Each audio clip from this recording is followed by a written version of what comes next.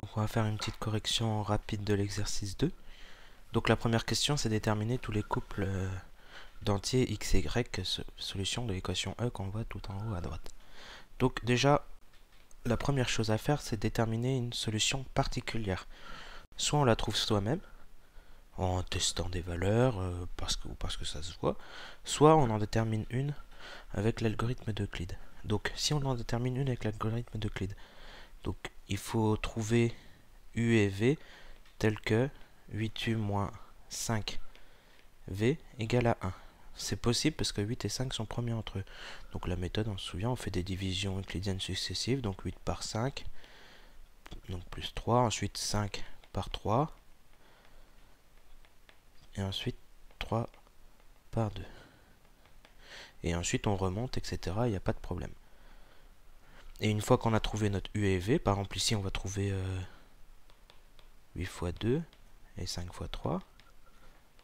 On peut trouver une solution particulière. Donc pour que ça soit égal à 3, il suffit de multiplier par 3 tout ça. 2 fois 3, 6. 3 fois 3, 9.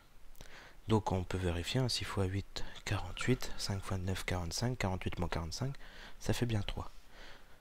Donc ça c'est une méthode. Ça fonctionne très bien si on ne voit pas la solution particulière. Alors j'efface tout ça. Mais là on voit qu'il y a une solution particulière assez évidente pour 8x moins 5y égale 3. Alors hop, j'efface tout ça. C'est tout simplement le couple 1, 1. On sait que 8 fois 1 moins 5 fois 3, moins 5 fois 1, pardon, ça donne 8 moins 5, donc ça donne 3. Donc, le couple 1, 1 est solution de l'équation E. On avait trouvé 6, 9. Bon, peu importe lequel on trouve, il suffit d'en trouver une. Et ensuite, on applique la méthode habituelle pour résoudre ce genre d'équation. Donc, on prend un couple solution, 8x moins 5y égale 3. Et on remarque que on peut écrire 3 comme 8 fois 1 moins 5 fois 1. On isole les 8 à gauche, par exemple, et les 5 à droite. Et on factorise, donc par 8 à gauche, 8 facteur de x moins 1, 5 facteur de y moins 1. Si on avait pris 6 et 9, on aurait 8 facteur de x moins 6 égale 5 facteur de y moins 9. Bon, peu importe, on trouvera la même chose à la fin. À peu près la même expression. Si c'est pas la même, on retrouve l'autre avec différentes valeurs. Donc, on obtient ça. Et là, on arrive à quelque chose qu'on sait très bien faire. Donc, tout ça, on l'a fait par équivalence, on n'oublie pas. Et là, on remarque, donc, du coup, c'est 8 fois quelque chose qui est égal à 5 facteurs de y-1. Ça veut dire que, donc, 8 divise 5 facteurs de y-1. Et nous, on aimerait bien juste que 8 divise y-1. Et ça, c'est possible parce que 8 et 5 sont premiers entre eux. Comme 8 et 5 sont premiers entre eux, alors, d'après le théorème de Gauss, « 8 divise y-1 ». Donc, attention au quantificateur, il faut l'introduire, la lettre K ici. Il existe K dans Z, tel que 8K, c'est y-1. Et donc on isole le y, ça nous donne y égale 8K plus 1. Maintenant, il faut trouver x. Il suffit de remplacer dans l'encadré en haut.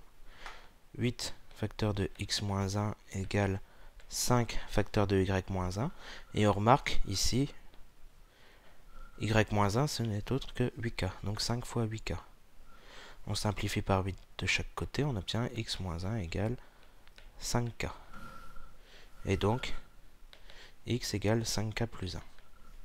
Une fois qu'on a fait ça, on a trouvé notre x, et on a y aussi. Donc a priori, on a tout trouvé. Mais il faut quand même faire la vérification. C'est ce qu'on appelle un raisonnement d'analyse synthèse. On fait une analyse, c'est-à-dire on suppose que x et y est solution. On arrive à un résultat pour x et y. Et maintenant, il faut faire la synthèse, c'est-à-dire refaire le cheminement inverse. On a x qui vaut 5k plus 1, y qui vaut 8k plus 1. Et on vérifie si x et y sont bien solutions. Donc on vérifie 8x moins 5y et on doit trouver 3 à la fin. Donc on multiplie par 8. 8x, donc 40k plus 8. On multiplie, on développe. Moins 5 fois y, 5 fois 8, 40. Donc avec le moins 40k. 5 fois 1, 5. Moins 5. Donc les 40k se simplifient. Il ne reste plus que 8 moins 5, c'est-à-dire 3. Donc ça c'est bon. Donc x et y est bien solution de E. Et comme conclusion, les solutions de E sont les couples. Alors on avait dit pour x c'était 5k plus 1, pour les y c'était 8k plus 1, avec k un entier. Alors si on avait pris 6 et 9, là vous voyez il y aurait quelques différences, mais on la retrouve facilement parce qu'on aurait retrouvé ici du 8k plus 9. 9 c'est 8 plus 1 et on aurait pu factoriser par 8 et retrouver le même style de résultat, sauf que ce sera un autre k, un k', et on aurait trouvé la même chose. Pareil pour 6 c'est 5 plus 1 et donc on aurait factorisé par 5 et on aurait trouvé exactement le même résultat. C'était pas une étape obligatoire, mais bon, on aurait trouvé la même chose. Question 2. On a un entier m qui vérifie m c'est 8p plus 1 et m c'est 5q plus 4. Ok. M c'est 8p plus 1 et m c'est 5q plus 4. On doit montrer que p et q vérifient l'équation. Bon, il y a plein de façons de faire. Il faut montrer que 8p moins 5q égale à 3. Alors, première méthode, c'est tout simplement isoler 8p. 8p c'est m moins 1 et 5q, ici c'est m moins 4. Donc 8p moins 5q, m moins 1 moins m moins 4, donc moins m plus 4. Les m se simplifient, moins 1 plus 4 ça fait 3. Ou bien, autre méthode qui aboutit au même résultat, m égale m, c'est-à-dire que 8p plus 1 égale 5q plus 4. Donc 8p moins 5q égale 4 moins 1 égale 3. Bref, en 2-3 lignes, c'est fini. Et là, on a montré que le couple PQ est solution de E. Question 3a. Alors, je ne vais pas remontrer l'énoncé, je vais le redire ici. On suppose que M, bon, je vais quand même le regarder pour ne pas faire d'erreur, M est congru à 1 modulo 8 et à 4 modulo 5. M est congru à 1 modulo 8 et M est congru à 4 modulo 5. Donc déjà, il faut traduire cet énoncé. 1 modulo 8, on remarque qu'il y a quand même un lien avec le 8p plus 1. Bon, on va l'écrire. Si c'est congru à 1 modulo 8, c'est-à-dire qu'il existe un entier qu'on va noter p pour faire le lien avec la question précédente, tel que m c'est 8p plus 1. Ici, il existe, on va utiliser la lettre q du coup pour faire le lien encore, tel que m c'est 5q plus 4. Ah, on fait le lien avec la question précédente, c'est-à-dire que P et Q est solution de E. Donc, PQ est solution de E d'après la question 2. Alors même si on n'avait pas réussi la question 2, on aurait pu s'en sortir ici. Parce que la question 2 nous donnait le résultat, il fallait le démontrer, c'est tout. Là, je vous rappelle qu'on n'a toujours pas regardé ce qu'il fallait démontrer. Il faut démontrer que M est congru à 9 modulo 40. Alors, ne me sortez pas des produits de congruence, on n'a pas le droit de faire ça. Avec le 8 x 5, 40, on voit bien le lien. Mais ici, il faut quand même y aller petit à petit pour trouver ce résultat-là. Donc PQ est solution. Ok, il faut montrer que M est congru à 9 modulo 40. Bon, on voit pas ce qu'on peut faire. Par contre, PQ solution de E, on peut se servir du résultat qu'on a trouvé avant. P, c'est le premier, Q le deuxième, donc 5K plus 1 et 8K plus 1. Ça veut dire, d'après 1, il existe K dans Z, tel que P c'est 5K plus 1, et Q c'est 8K plus 1. Ok. Alors on sait que M c'est 8P plus 1, on l'a noté en haut ici.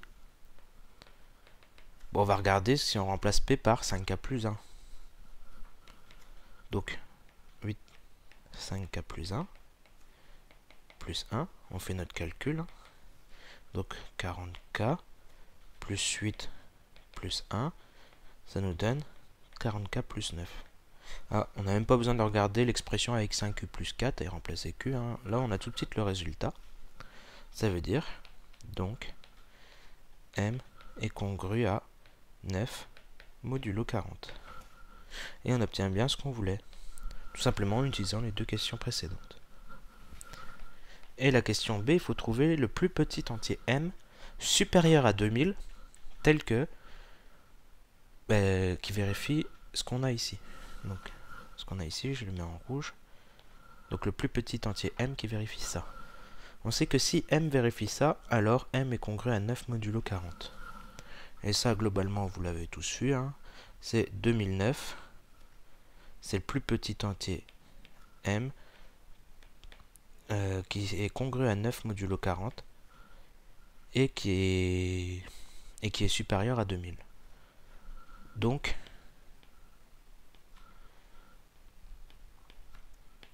M égale 2009 semble convenir.